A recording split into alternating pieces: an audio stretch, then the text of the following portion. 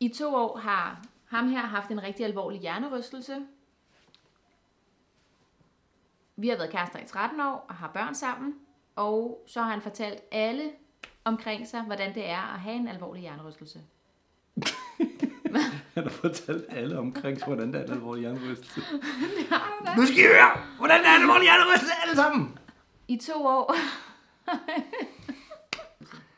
Men noget, som jeg faktisk også synes er super vigtigt, det er, hvordan at alvorlig sygdom påvirker dem omkring den syge. Så derfor har jeg overtalt dig til at komme med op på scenen i DGI-byen og fortælle om det, hvordan det er at være pårørende til en, der er syg.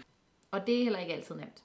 Så den 12. november nede i DGI-byen, der snakker vi om hjernerystelse, vi snakker om forskningen, vi snakker om, hvordan det er at være ramt, og så snakker vi også om, hvordan det er at stå ved siden af en, der er ramt.